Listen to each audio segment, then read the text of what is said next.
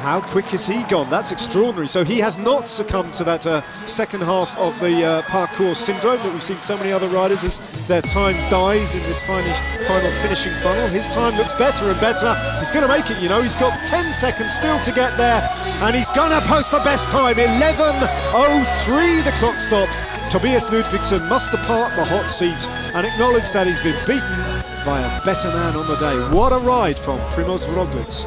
Here's Amador then, he was fourth fastest at the intermediate check, and actually doesn't look like he's going to be too far off here at the finish. His father, of course, is Spanish descent, his mother, Russian immigrant, hence the Andrei. Let's just have a look at that clock. Well, he's missed out on first place. Third place might still be in it, though, for him, as he stops the clock at 11:09 and provisional second place, temporarily knocking Marcel Kittel down into fourth place. Ludvigsson hanging on to a podium position, but, well, Movistar beginning to show their colours. This man is the undisputed star of the Dutch scene now. Tom Dumoulin, playing down his prospects overall in the general classification for the Giro, but today, well, today could be his day. Not too far now for Dumoulin until he is honing in on the finish line, and that target of 11:03 set by Primoz Roglic, that is in danger now because of this epic big ride by the big Dutchman. Few hundred meters, and let's watch that clock tick over. I don't know, it's going to be close. How far is he from the finish line? He's only got a handful of seconds to spare. Maybe that time of Roglic is going to be good enough after all, as he stops the clock at 11:03. It's down to splits.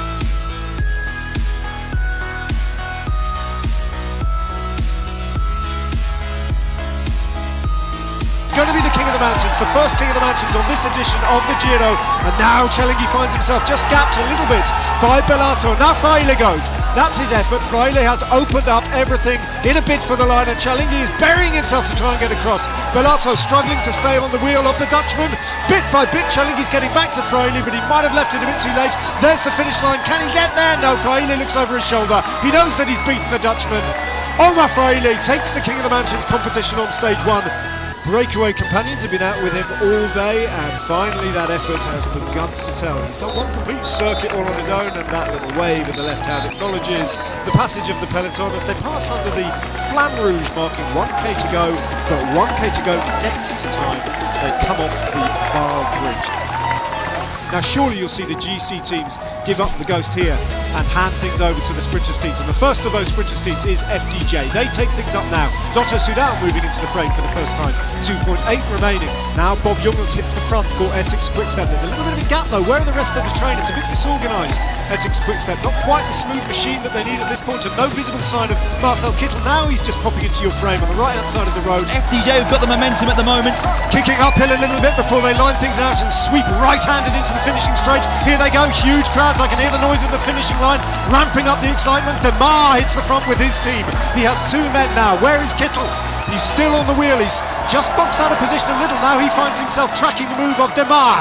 So now it's handed over to FDJ. What can Demar do? He's in a perfect place here. Kittel is on the wheel of Demar. Behind him there's a Katusha rider in the mix, and he's dragging them all up into position. Kittel now beginning to open up his sprint. He hits the front. The big German goes. What can he do? Demar is the best of the rest in terms of reacting. Modelo fighting for position, but no contest. No contest at all in the end. Class delivered. Win number 7 of the season for Marcel.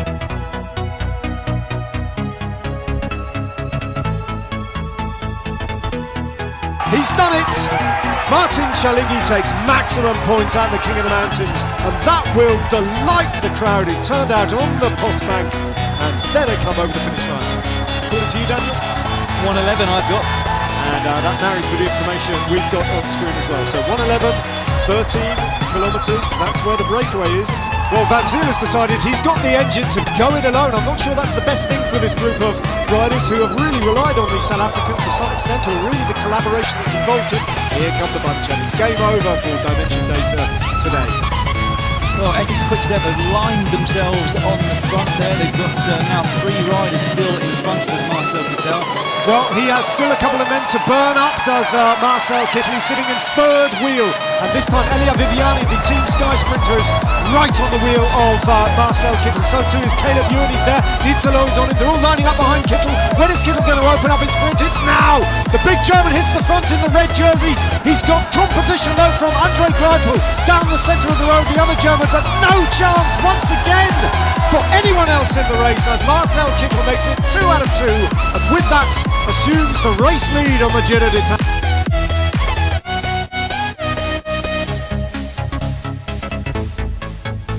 It's a man who has got a job on his hands today, Marcel Kittel in the pink jersey.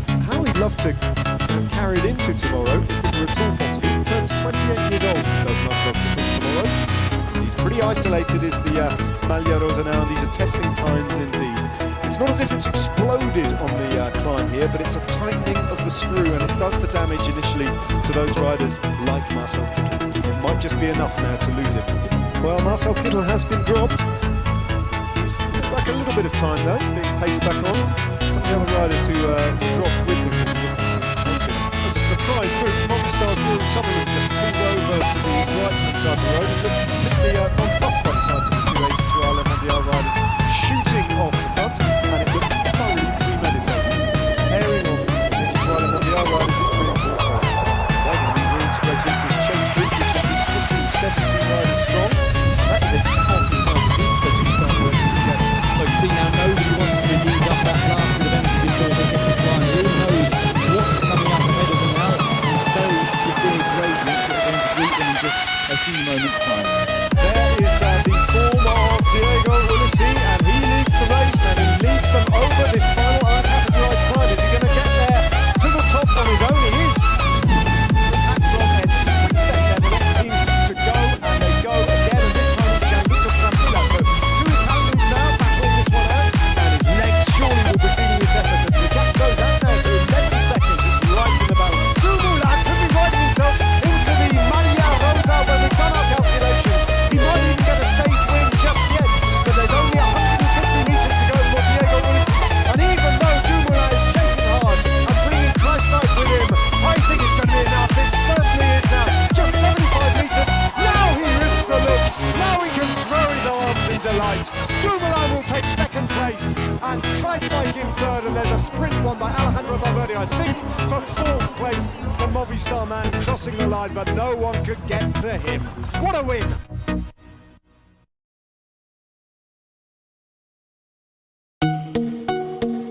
Kittel would be less brilliantly well suited to today's finish, should this all come down to a bunch sprint, that it would be if it was just a flat track or the extremely fast finish that we had in Nijmegen, for example. However, I think it would be extremely foolish to even consider writing Marcel Kittel off. That pink jersey is safe as long as he stays in the front group and the gap remains about the same. So now it's down to who would like to bring this back for a bunch sprint. And the only team that we've seen with those desires at the moment is Team Lotto Soudal.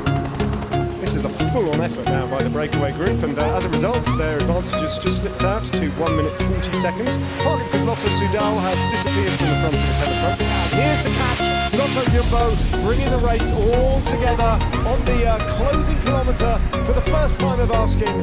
Well, I have to tell you that Kittel has been distanced from this group by around about 20 seconds from the back of it, so he obviously wasn't feeling good today. So it doesn't look like it's going to be Marcel Kittel's day today, which opens up the door to pretty much every sprinter, none of whom have won a stage so far this year's Giro d'Italia. We've got Greipel there in third position, Zolo on his wheel already. Look out for the man in the white jersey, the Eti's Quickstep rider, so handily placed in the general classification as well. Because Jurgens can win this stage from here, he will take the race lead. Jurgens opens up his sprint, and Greipel is in the front. Has he gone too early? Jurgens is closing now. Can Jurgens time trial up to the German or even get past him? It's going to be a win for Germany though. Not Marcel Kittel this time, but Andre Greipel. Such power, such brilliance. De Moor takes up second place. A big win for Greipel. Raw power and determination. A great team effort as well. Delivered their man into the finishing circuit in just the position he wanted.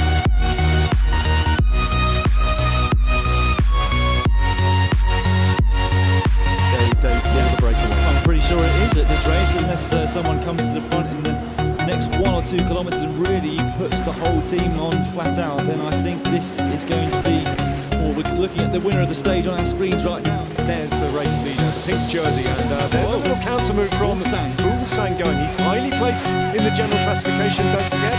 And this is a classic Astana 1-2. We've seen it so often. 10k to go then for Tim Bellens, for the Belgian rider who attacked on the lower slopes. He bluffed, made everyone think he was dying after Laurent Didier attacked first of all this man. Then when they drew him back, Bellens was the next man to go over the top. As Fuglsang and Schützhoff pass through 10 kilometers to go, and they have an advantage of 34 seconds over the group of Tom Dumoulin and the rest. So with Movistar on the fronts now, doing a bit of work, that gap is beginning to come down a little. Tim Bellens has Vincenzo Nibali attacks. So the first big showing from one of the first big favourites on this edition of the Giro d'Italia, and it comes from the main man himself. Chavez said their guys like Xavier, and Dumoulin goes. Well, Tom Dumoulin, who was looked at a spotted runner earlier on, used his team to bring back that attack from Fuglsang and Schützhoff. Now he decides to go over the top, and he sails past Vincenzo Nibali. So the big Dutch time trialist in the leader's jersey is at it again. Meanwhile, what can you say about Tim Bellens? This is a wonderful solo performance with a rider who perhaps has much more in the locker in the years to come. I'll be looking at a future Grand Tour contender. Zigzags a little from left to right in the closing corner, and he's got minutes to play with. The race behind him is miles down the road, and he takes a big stage win. Congratulations to Tim Bellens. He virtually comes to an immediate halt and salutes the crowd over the line. A great win. He lifts his bike aloft. Tom Dumoulin there in the pink jersey is going to strengthen his lead in that competition. Fuglsang best of the rest. He gets 6 seconds. Zachar in there in third, but what a ride by that man.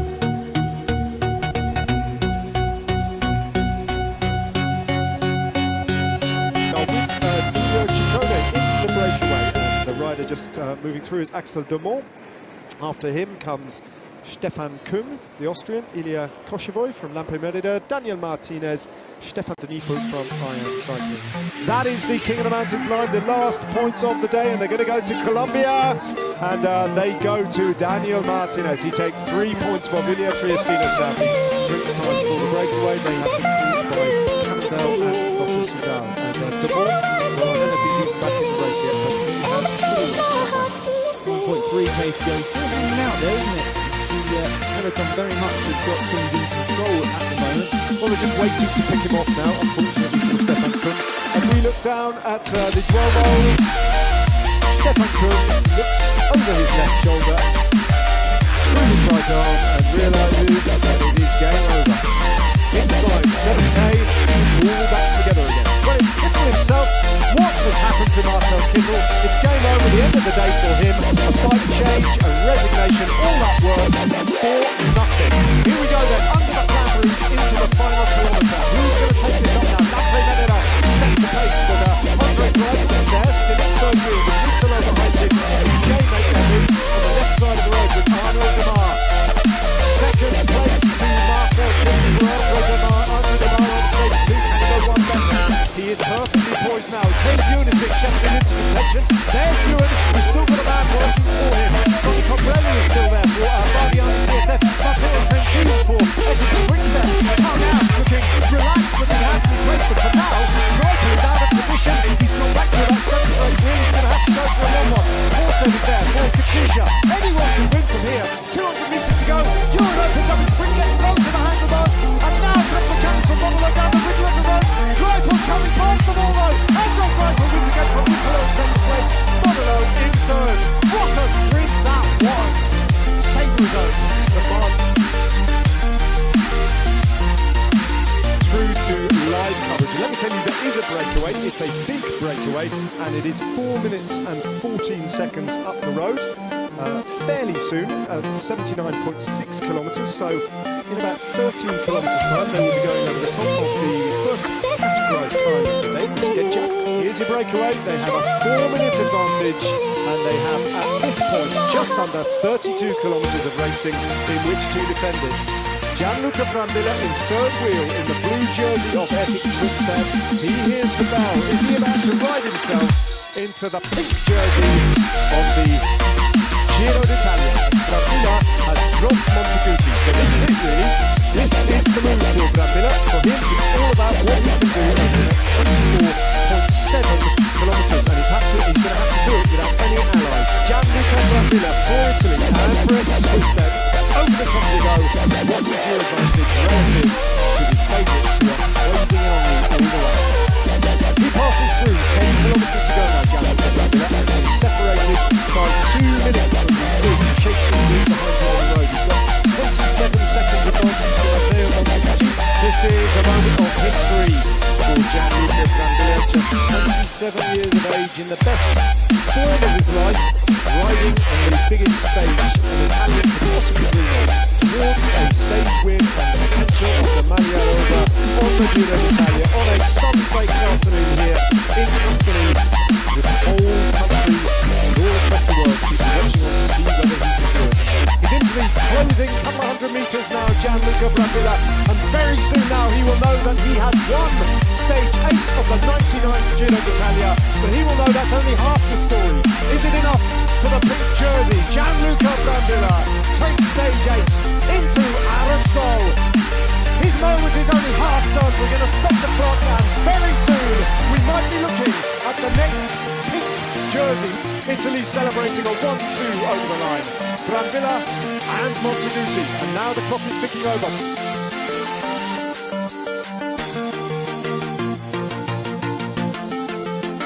Young in the white jersey at the second intermediate check, still going very well indeed, isn't he? Well, pace, well done. Well, Bob Jungels will, I hope, not be disappointed as he makes his way. Does he round this corner in one piece? Yes, he does. I hope he won't be too disappointed that he's being denied the opportunity to ride for a stage win, because had it remained dry, for sure he would have been a major threat to the time of Primoz Roglic. But Roglic can now breathe a little bit easier. He's not going to be bested by Bob Jungels on this occasion. Jungels, though, is in a GC battle, and he is doing brilliantly here. He posts a time of 52.30, which for all the main GC men will be a huge challenge to get the better of. In fact, none of them will, I'm almost sure of that. Andre Amador has just knocked copies into the times of pretty much everyone at the first intermediate timing point of 11.6 kilometres. Amador has lost a bit of time on the middle section. Partly down to these conditions, Bob Jungels went through that faster than him. Andre Amador set by some distance the fastest time through 11.6 kilometres. Then the last time we got a look at his split times, he had lost a bit of momentum.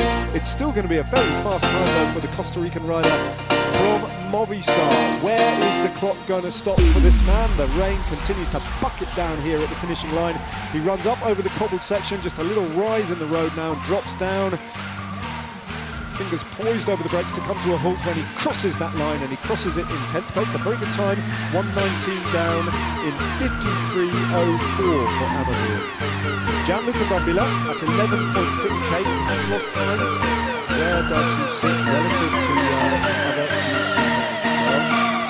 This man though is struggling to hold on to the Maglia Rosa. He might already have gone. It's a decent time from Brambilla. Yeah, really good. So Brambilla needed a 53.51 to stay in pink, so he's not too far out. So we've ripped him off far too early. Far too early we've ripped him off. Brambilla has a live chance of staying in pink, and that's why they were cheering him on through that last split time. 53.46, he's got to a handful of seconds to play with. He stops the clock. 53.50, and that, Dan, I think puts him in the lead, still in the pink by a second. I hesitate to say it, or to call it, but that...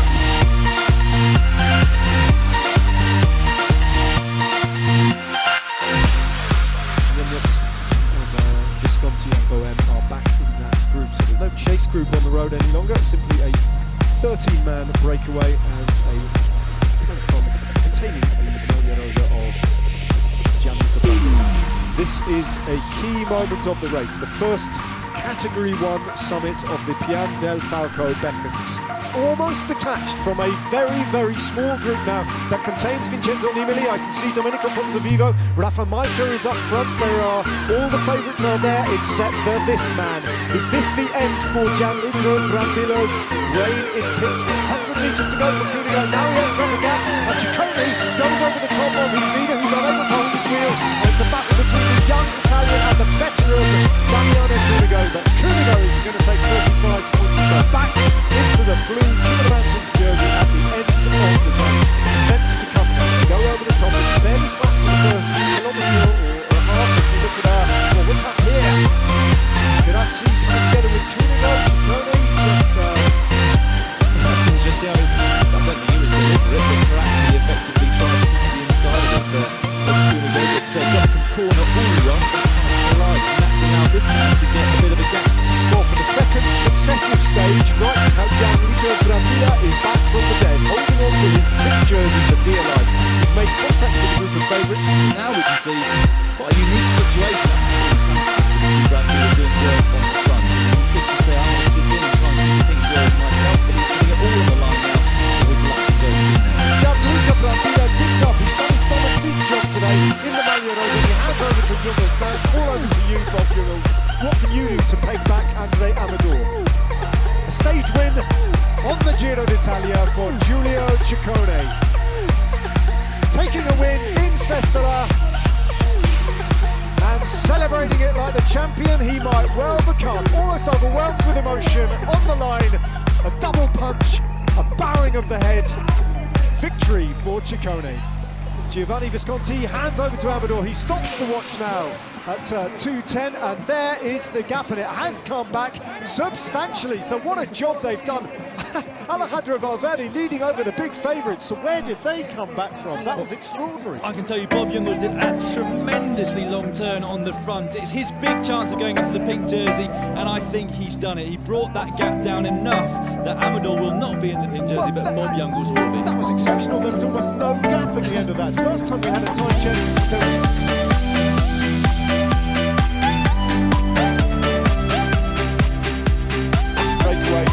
advantage is being whittled away, and Nico Vinifertini have set a furious pace in the peloton behind them, some 30 seconds on the foothills of this climb. There is an attack from Carlos Betancourt from Movistar. Now, Betancourt goes. That's a name we haven't counted with, but perhaps it is a name we should have considered here. 20 kilometres to go, and the Colombian from Movistar opens up his attack. Could be a very, very interesting move. 50 metres to go to the top of the climb. Kreisbach is going to take himself three hugely irrelevant mountain points. Alejandro Valverde will take two, and Esteban Chavez taking one. In that chase group, the riders parted the ways and allowed the pink jersey to get on the front, because it is down to Jungels, particularly on this flatter section, with the lumps and bumps, as you've alluded to, still to come, to bring the rest of the race across to this group or limit the damage that's being done.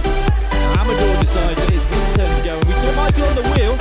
He did look initially at going with Amador. I'm surprised, in fact, he decided not to do that, because Amador, of course, sitting in second place on the GC at this 22nd. It's Bob Jungels who decides to go after the Costa Rican rider. Is he on his own now, Jungels? Well, I think Amador is just struggling to hold his wheel there. Continues to battle just to close the gap. He's done it, but Jungels is just ridiculously strong at the moment. You wouldn't bet against Jungels taking advantage over the top of this climb, in the middle of the village, at the top of this climb, and at the other side. But the gap is shrinking. Well, there's an attack from Lucy trying to get across, and there is a reaction from Movistar again. Yeah. With only 2 kilometres remaining, this group of three riders has a chance, at least, of trying for the stage victory and then Bob Jungels goes to the front. This time he goes for real, and Bob Jungels opens up a sprint. 150 metres to go. Can he hold them off? It looks as though Ulissi was closing. Ulissi has got past the Luxembourger. Ulissi is going to take his 6th stage win on the Giro d'Italia. His second in this edition of the race. Andre Amador is in second place, and Bob Jungels has done it again. Another day in peace for him tomorrow. No one is going to deny Bob Jungels his moment on another glorious stage win for Italy and for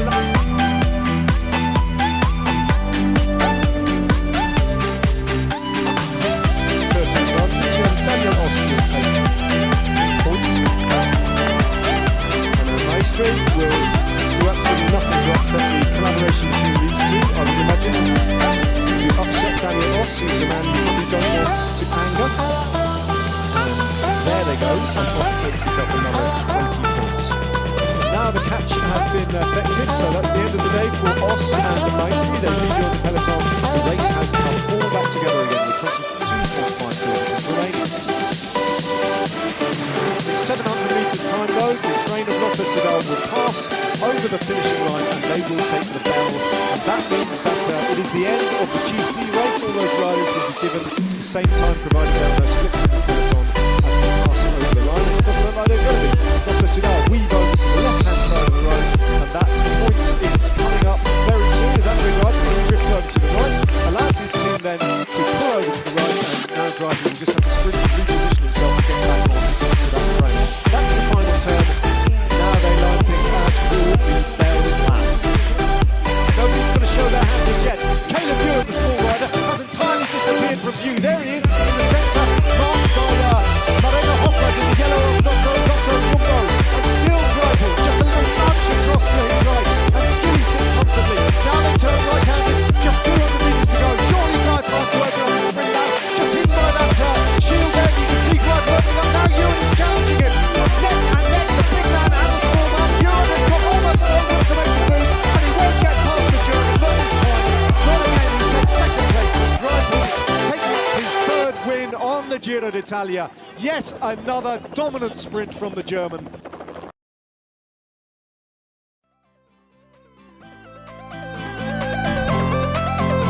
Taking maximum points though, whatever the position on the road exactly. He has now taken 50 points in the King of the Mountains competition by winning both the first climbs. Further back down the road, and Etix's Quickstep have been obliterated from the front of the race. Jungels finds himself pretty exposed at this point, just looking for any of his teammates who are still with him. There he goes over the line. He'll take the maximum King of the Mountains points, 35. Visconti will want to pick up second place here and get himself 18 points. Now the attacks are coming at the front of the main group of favourites. It's Bobby Starr who opens up, and there's a reaction straight away from Vincenzo Nibali. That is Andre Amador, the Costa Rican rider, second placed in the general classification, and takes within Nibali this time. Now struggled due to the acceleration of Esteban Chavez, and the pink jersey is slipping out the back of this race. Vincenzo Nibali goes over the top of his old rival Alejandro Valverde, and it's a big attack now from the Italian. Still with a few kilometres of climbing to go until they start to descend. That group has been dropped by Bob Young, so you can see just going off in the distance. He is attacking this descent as if his pink jersey depended on it, which it probably does. Is that Amador trying to go back? He's swept up Stefan Denford, but he's coming back to the group of favourites and riding himself potentially into the pink jersey. Absolutely. If that's the case, if he latches onto the back of the group of favourites who last time we saw, there they are as well.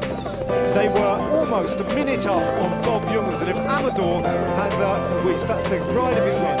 Mikel Nieve for Team Sky, making good on their Giro d'Italia, that hasn't achieved much to date. They've waited until stage 13 though to take the win, and the glory goes to Mikel Nieve, coasting over the line, but what a battle is unfolding behind him. Valverde hits the front, Nibali trying to outsprint him for those 4 seconds. Valverde not managing to hold him off though. The Italian takes the third place, and he takes 4 over seconds, and you stop the clock now. It's ticking over now. What is Bob Jungels going to be able to do about this? In the pink jersey, doing it justice. If this is the end of the race for Bob Jungels' ambitions in the sharp end of the general classification, he has done his team and his country and himself. Stop the clock himself.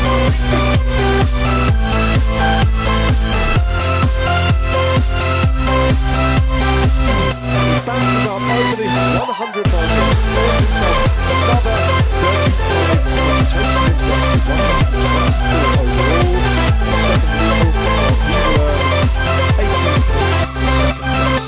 And now they have them in their sights. So Plaza knows it. He looks over his shoulder, round the hairpin, and Sutsov and Atapuma will just get a little spring in their step now as they realise that they have reached their first objective, and they've got to cross to Rubin Plaza, and they are right where they want to be in terms of a possible stage win, as Andrei Zeitz now has joined the front of that group, and he's setting a faster pace, and now it is really beginning to tell for Amador. So are we seeing a new race leader emerge on the slopes of the Category 1 Passa Giao? It might well be the case.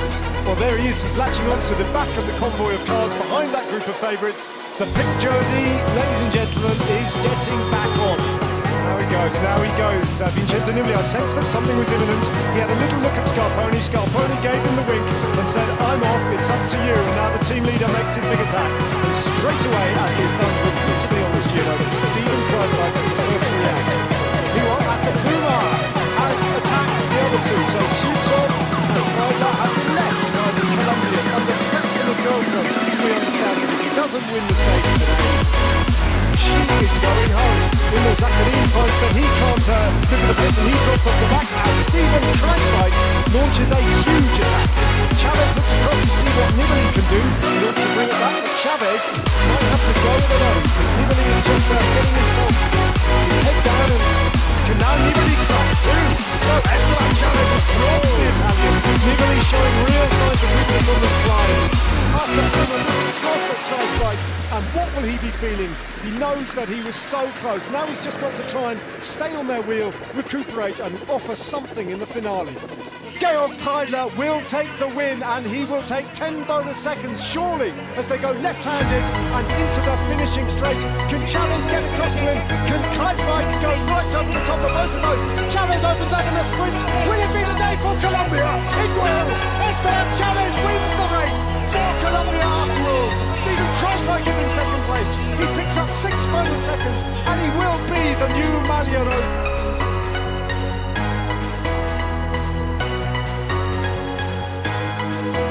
An extraordinary time by Alexander Filippinov.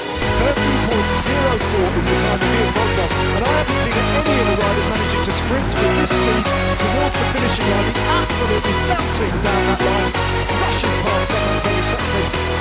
A huge advantage over the entire rest of the field.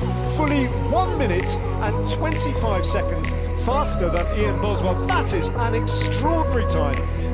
Seconds away, and off he goes. Stephen Kreisberg in pursuit of Vincenzo Nibali, 3 minutes further up the road, but really his battle is against the clock and the gradients. 10.8 kilometres to decide his fate. He's good to go.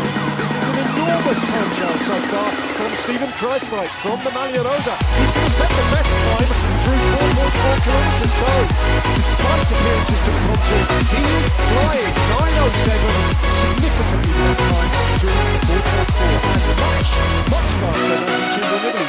Alejandro Valverde, I think he's going to be inside that time. Yes, he is. So Valverde is going to take back time for Zakarin, and he's going to be the best of all the big GC hitters at the finish line. So far, 29.02 for Alejandro Valverde. Second place on the stage, just 23 seconds slower than Filippinov. A brilliant time from Valverde. Vincenzo Nibali has got a mechanical now. He slipped. His chain has slipped. He's just looking down at the neck, and also it's come to a complete halt. He throws his bike away in disgust. Where is the replacement bike for Vincenzo Nibali? Where's his team car? How much time is this costing him? The bike just fell apart there. One rider split on the what damage is being done here to Vincenzo Nibali's Giro d'Italia. Look at the time that he has posted. After that mechanical, having to stop and get a new bike, 24th place, 30.49. Can Kreisberg actually take the stage? 100 metres to go, and he's still got 10 seconds. Kreisberg sprinting for the line. Is he going to beat Alexander Filippinov? He's beaten all the rest in the general classification. Can he beat the Russian too? He can! Oh, he can't. He just misses out by a split second. Once again, what drama in an individual time trial.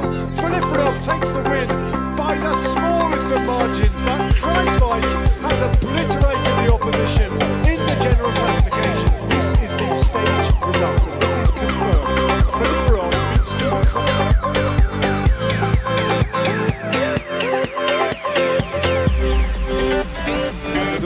Under instruction to soften this up from Valverde to put this man in the pictures of the so that's the game. And clearly, based on they have there are 3 categorised climbs to come as Alejandro Valverde goes again, and this time he's joined by Filipe Luisi. We've got to keep going from end to our level of the other. Now Kreisberg has to react again, and this is what they need by putting it under pressure. This must be the third or fourth time when Kreisberg has had to accelerate. Now there is an attack. Take you further down the road from this man, the Italian national champion, for the first time goes in the attack. So Nibali has decided to go close to the top of the climb. What can he do to Stephen Kreisberg? There's a reaction from Esteban Chavez, the first time we've really seen him all day. decided Rafa Michael and good close attention as well, but they do have to do something about this now. I wonder whether Vincenzo Nibali will try and react himself, and now, as expected, David Lopez from Sky goes on the attack.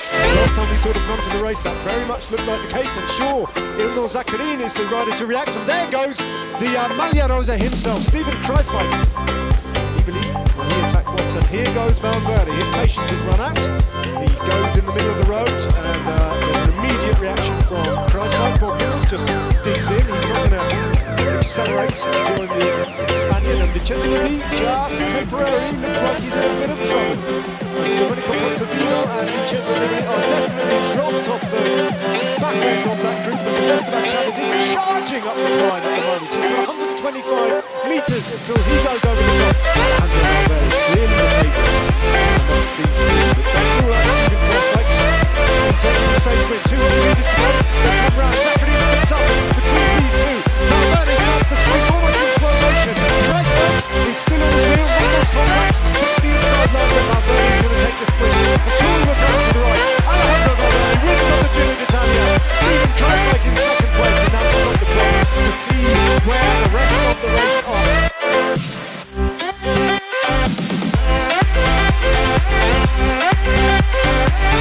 Jupo is interested in contesting this soon, but Danny Osgood's going to please the big man from BMC too much. But Jupo's going to make a game of it, and I think Os just got the better of him, but yeah, it's interesting. He didn't bother contesting the first one. They're getting the goals with Danny Os. So over the top of that intermediate sprint, three riders have got away. We've got a rider from Lotto Soudal, it's not sure who, I think. Lotto Soudal. Lars back, Novolovas, and one more rider on the back from Katusha. Two groups coming together now at the front, so we have a group of 6 with a lead of around 25 seconds and 22 Ks remaining. Right, let's just come out to that roundabout now we were talking about earlier on. It will rise ever so slightly here, so this might be the end of the race, but it looks chances there. You can see now Lampton leader finally getting control of the front of the bunch and bringing this group of 6 back into the fold. Well, Pipo Pizzato has sensed that the chase will be significantly reduced in strength because of the chasing they have to do this group. He's now found himself off the front with about a 20-metre lead over the group behind, being led by Katusha. Now he's beginning to increase. Can Pipo Pizzato pull off a famous win? Well, there'll be people all around Italy standing up and watching this with fascination and some sense of delight as well. Rolling back years for Vinea Triestina Southeast these days.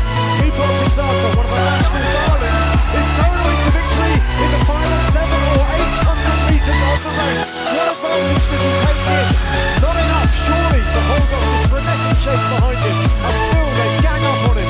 Porcep has a rider working for him. There is the red jersey of Nutolo. And he is latching on to a sprint that's opening up. Still, they haven't gone across to Pipo Pizzato as I Am Cycling take things Roger up in Kluge, the German track sprinter, has gone straight past Pipo Pizzato, but I Am Cycling, he could desperately do it. Really, it looks like he's going to get it. It looks like Kluge is going to get the better of all of them. The end of the challenge for Pizzato as they rage up behind him. Heartbreak once again for Nutolo, who just hangs on for second place. Nicky Azant in third, but Roger Kluge steals a march on all of them. And in a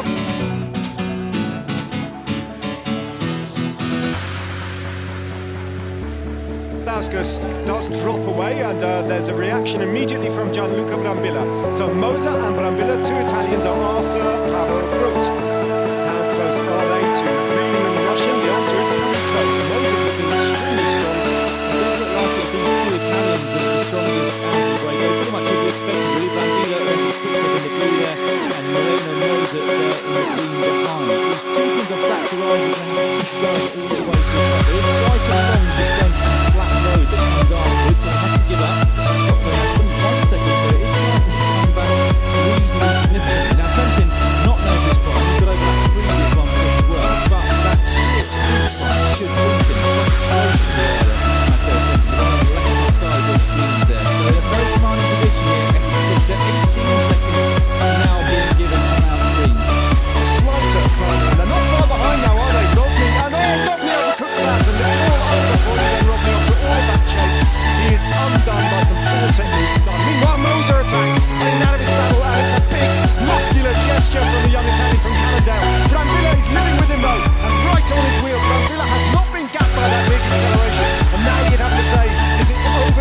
Gianluca Brandilla for the next move, and sure enough it is. He takes a slight inside line on the really steep sections. Now Moser is rocking from side to side and beginning ever so slightly when he goes back on again. So these two, you cannot separate them. He's just waiting to open up his sprint. Moser knows he's there, but Moser appears to be in control. And there is Matteo Trentin, as if from nowhere. What are they going to do about him? And what is Trentin going to do? Just 200 metres to go now. Moser still on the front. Does he even know Trentin is there? Now he does, because Trentin opens up a sprint, and Trentin surely is going to take this win. 50 metres to go. Brambilla allowed him to do it.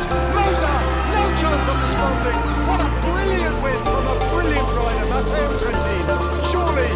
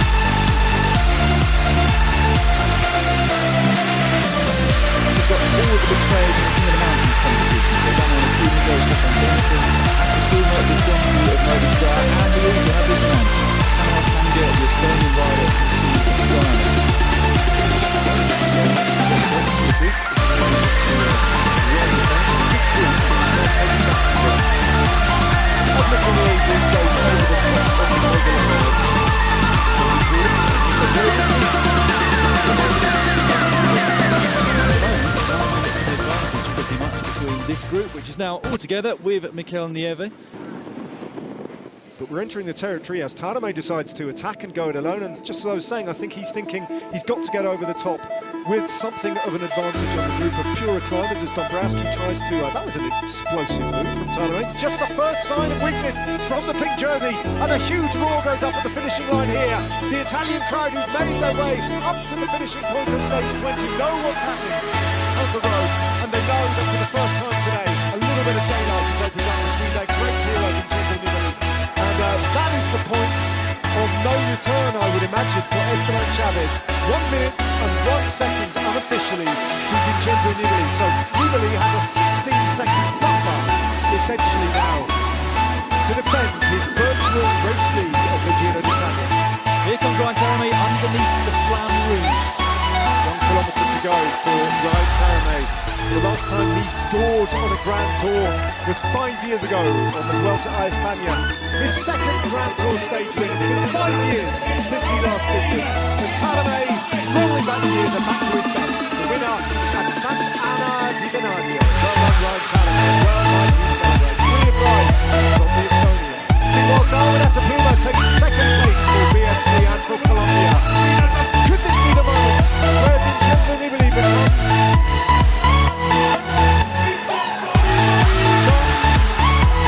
winner of the 99th Giro d'Italia? And if that's the case, it will be his fourth Grand Tour victory. And Esteban Chavez, well, denied at the last. Congratulations to Vincenzo Nibali. A fourth Grand Tour, a second Giro d'Italia. And over the last 2 days, he has clearly been the strongest man on the race. Here's information.